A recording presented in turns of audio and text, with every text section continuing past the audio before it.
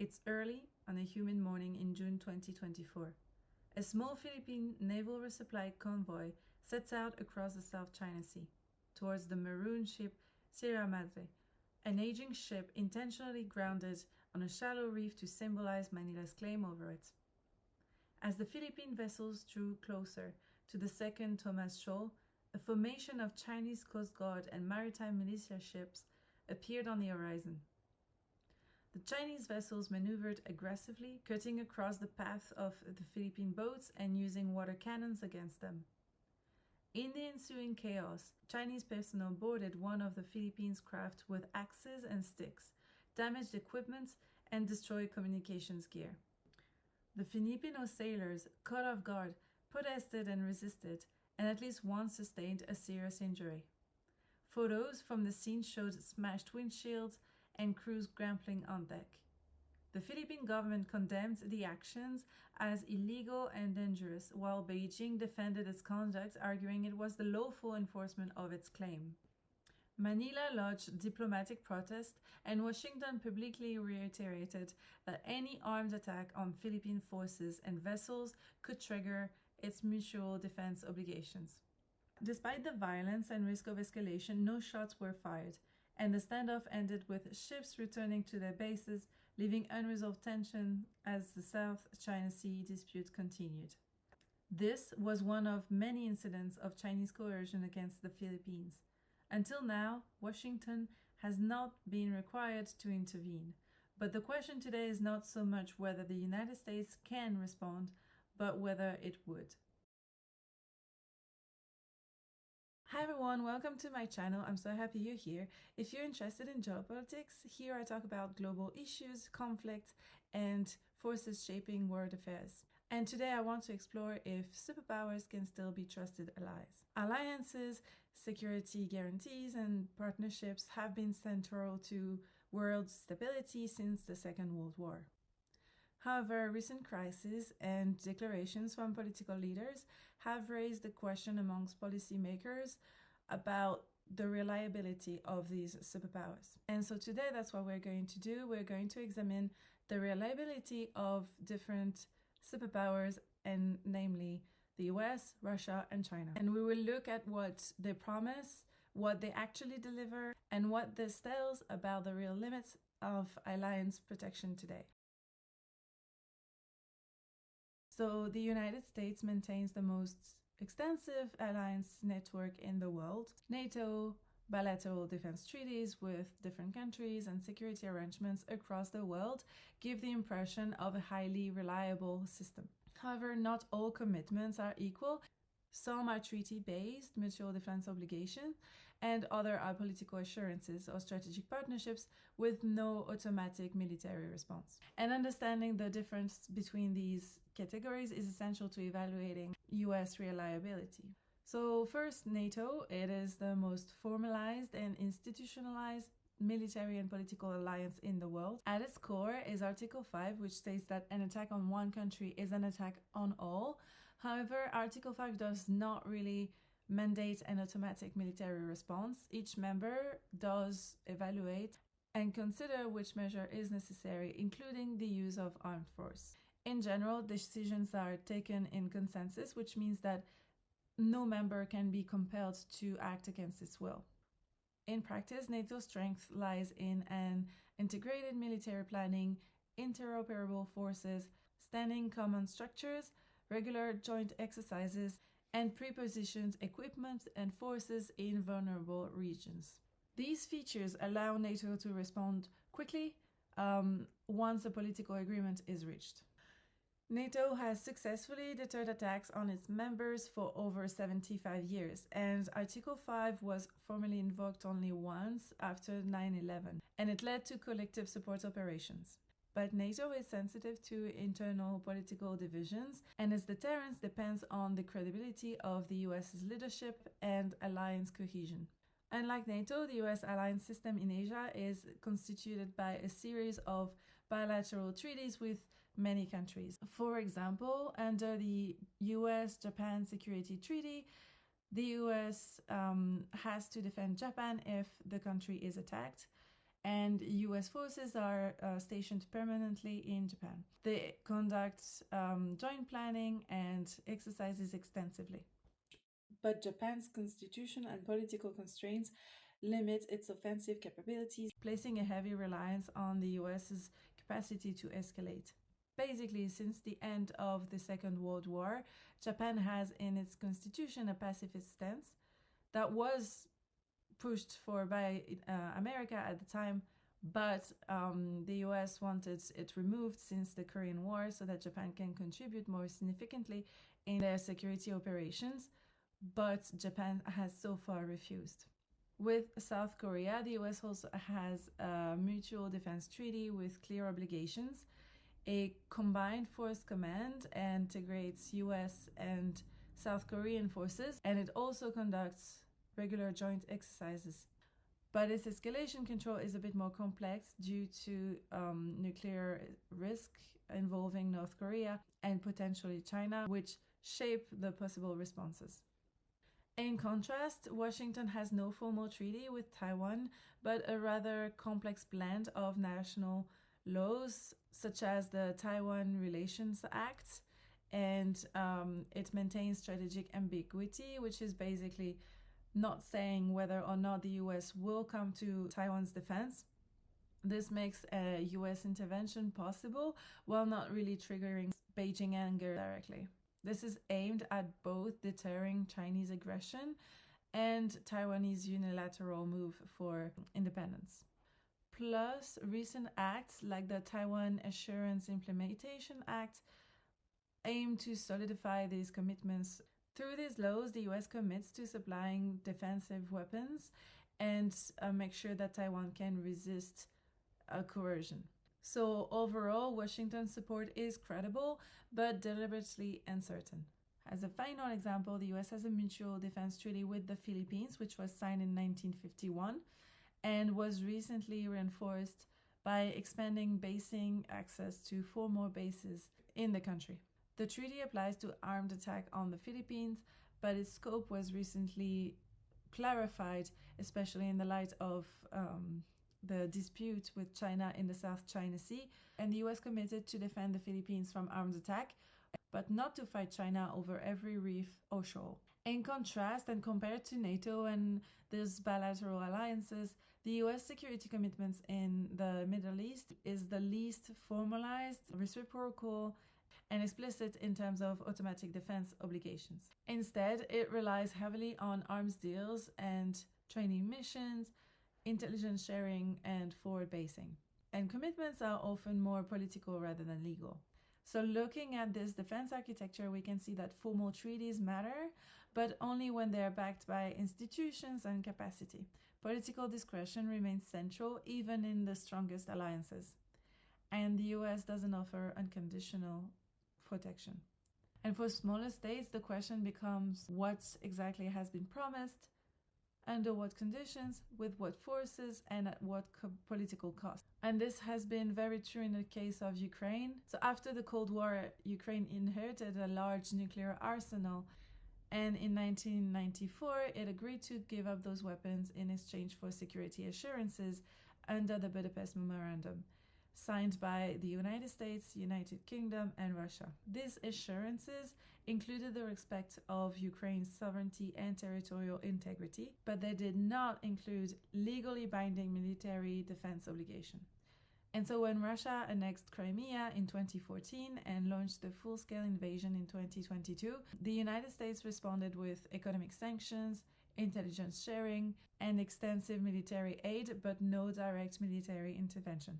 From a legal standpoint, it can be argued that the US did not violate its treaty obligations, and Ukraine was never covered by Article 5 of NATO. But from a political and strategic standpoint, the case exposed a significant gap between security assurances and security guarantees. Ukraine complied with a major non-proliferation request and yet remained vulnerable to invasions, which would have arguably not be the case if Kyiv had retained a nuclear arsenal. Moreover, this support was only significant after the full-scale invasion in 2022, and it was drastically reduced when Donald Trump took power in 2025. And this highlights the second problem in security guarantees or alliances. Washington had previously respected a foreign policy continuity, but the Trump administration is clearly departing from this long-standing policy, which in turn diminishes the trust that countries can have in their defense commitments and alliance. So the lesson is that the United States' help is calibrated and conditional. States relying on the US for defense need to distinguish between binding treaties and political commitments that allow for discretion. In addition, they have to factor in the fact that another administration, another president might depart from the previous one's commitments. So far, no treaty ally has been abandoned and the system is still functioning. However, credibility depends on perception, and repeated public questioning of alliance value weakens deterrence. In this context, Russia could be tempted to invade a NATO ally on the Eastern Front, believing that the US will not intervene. Deterring attacks is more efficient and less costly than fighting a war, and is not strategic to weaken the credibility of defense alliances. And another factor affecting US alliances is the allies' usual heavy reliance on American technology, from weapon systems, software updates, satellite access, etc. Because the United States controls export licenses, update, and access permission, it retains the ability to restrict or disable access to their capabilities. This control could be dramatic in the case of infighting, political conditions changing, and then a change in alliance. So, for example, if Washington was to fight with NATO countries over Greenland, it could block the ability of many European countries to defend the Danish territory.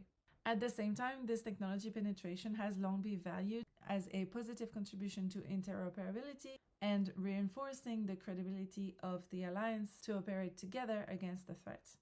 So it enhances interoperability but creates strategic dependency. So overall, allies can counter these risks by increasing their own defense spending, diversifying security partners, and they can consider how much operational autonomy they want to retain. One possible option would be to limit US technology to less critical capabilities or to limit its magnitude. Let's now examine the case of Russia. Russia presents itself as the primary security provider for several former Soviet states, particularly through the Collective Security Treaty Organization, CSTO, which is led by Russia and includes Armenia, Belarus, Kazakhstan, Kyrgyzstan, and Tajikistan.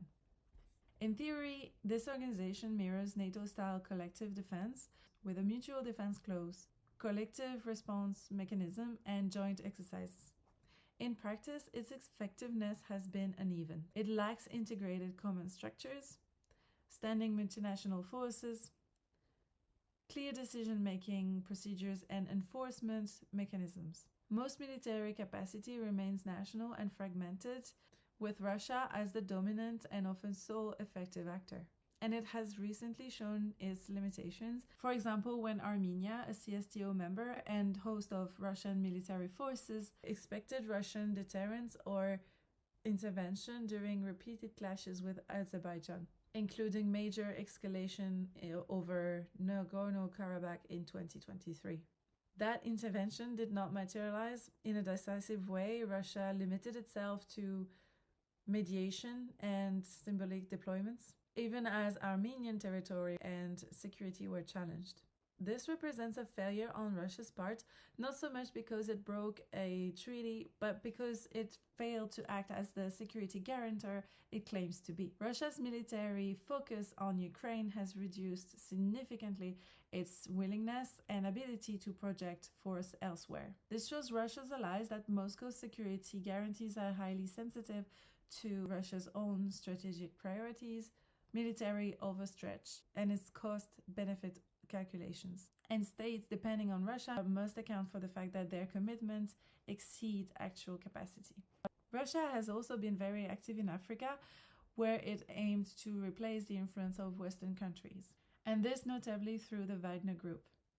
The Wagner Group is a state-funded private military company that operates as a shadow mercenary network and proxy for the Russian government. And Russia increasingly relied on the Wagner Group to provide security assistance to African countries, and especially in Mali. And while it offered short-term regime protection, its effectiveness in stabilizing regions, defeat insurgencies, or deliver long-term security has been limited.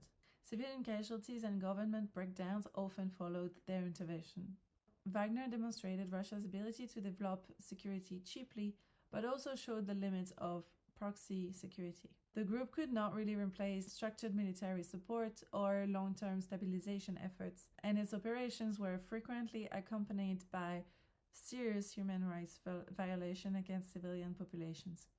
Finally, Russia's struggles in Ukraine shows that both its military capability and strategies can fail even Moscow. Key capabilities that were sold as on par with the US's showed massive vulnerabilities and substandard performances. This includes the jet fighter Su-35, which struggled to establish air superiority and was often forced to operate with electronic warfare support to survive, as well as tanks that have been plagued by the decapitated turret phenomenon, where hits caused the ammunition carousel under the crew to detonate and destroy the tanks. Russian forces also demonstrated a striking inability to manage basic logistics for a large-scale invasion, and Russia suffered from muddled and rigid command structures inherited from the Soviet era. The lessons for Russia's allies is that Moscow will, of course, prioritize its own security concerns, and security provided through informal or deniable actors lacks accountability, sustainability, and reliability. And finally, let's look at China, which has more recently reached the strength of the superpower, and contrary to the US and Russia, avoids formal military alliances. Instead, it builds partnerships focused on economics, infrastructure, and diplomacy. These partnerships are often deep but intentionally ambiguous on military defense, with the notable exception of North Korea, with which Beijing has a long-standing defense commitment in the form of the Sino-North Korean Mutual Aid and Cooperation Friendship Treaty from 1961. This treaty commits both parties to take necessary measures if the other one is attacked, and was part of China's broader Cold War positioning. It remains China's only military alliance with another country, and it was based on China's heavy support to North Korea during the Korean War in the 50s. So it obligates China to provide military assistance if North Korea is attacked, but does not automatically trigger intervention for every type of conflict. China has clarified in past crises that if North Korea initiates the aggression, China has no obligation to support Pyongyang and can stay neutral. Also, despite its formal status, the treaty does not define specific timelines, force commitments, or mechanism for rapid response, and this makes it a bit less binding and less clear in the case of an attack on North Korea. This treaty has contributed to stability on the North Korean peninsula, as potential adversaries have to consider the risk of Chinese involvement if they contemplate military action against Pyongyang. And Pyongyang's nuclear ambition, as well as its recent alignment and closeness with Russia, complicates its relationship with China.